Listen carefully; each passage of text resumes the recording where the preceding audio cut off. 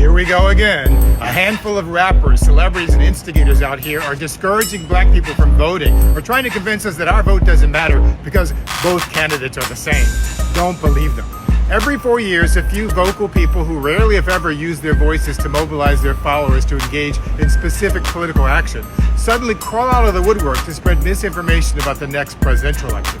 This year is no different. Rather than spend the next 2 months debunking these voices over and over again, I want to ask 2 questions. First, what's their strategy to achieve their goals? Assuming you agree with everything they want to do, how did they propose to get it passed through our divided Congress, signed by the president into law, and upheld by a Republican-dominated Supreme Court that now considers any race-specific remedy to be illegal or unconstitutional? And second, if they had some genius strategy, where were they the last 4 years when Republican lawmakers and judges blocked the George Floyd Justice and Policing Act, blocked the John Lewis Voting Rights Act, ended affirmative action, halted black farmers relief, restricted a venture capital fund for black women, outlawed minority business grants, erased black congressional districts, banned black books, banned black history classes, closed DEI offices, refused to indict the officers who killed Breonna Taylor, ousted black lawmakers in Tennessee, arrested black people for voting in Florida, and banned civil rights groups in Georgia from providing food and water to people standing in long voting lines. Many of us have been playing defense without a full bench the last 3 quarters, and we could have used some help from all the new celebrity players showing up in the 4th quarter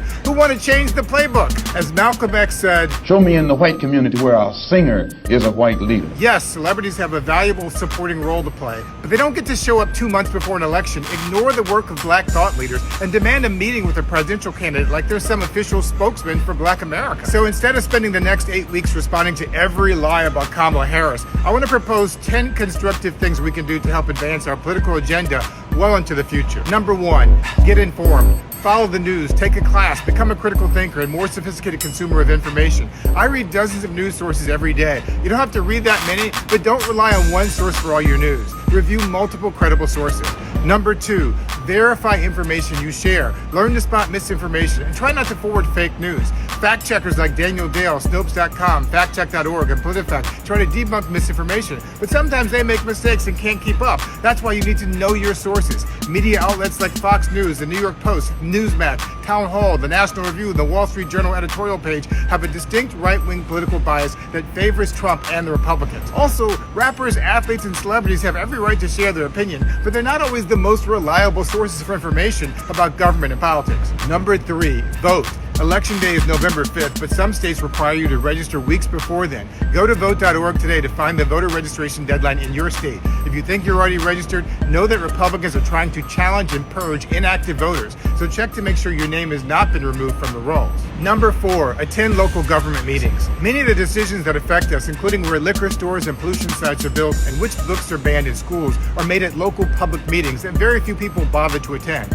Go there and speak up. Number 5, volunteer. Campaigns are always looking for people to make phone calls and knock on doors. Drop by the local campaign office, sign up to host an event, put up yard signs, or become a poll watcher. This is especially important if you live in one of the 7 battleground states that will determine the election: Michigan, Wisconsin, Pennsylvania, Georgia, North Carolina, Arizona, and Nevada. Number 6, donate. If you're not invested in the presidential election, find a candidate you do support and contribute to their campaign. This year, we have 435 House members, 34 senators, 11 governor's races, 9 lieutenant governor seats, 10 attorneys general, 7 secretaries of state, and thousands of lower-level offices up for election in November. Many of these candidates never get the attention and resources they need to win.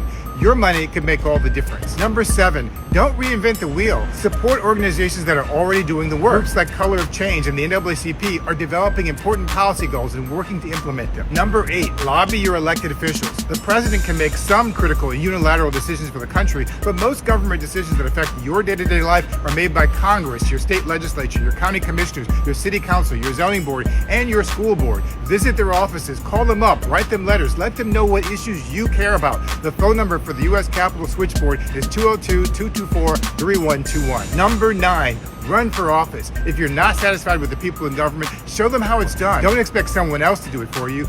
We are the ones we've been waiting for. And number 10, start a PAC.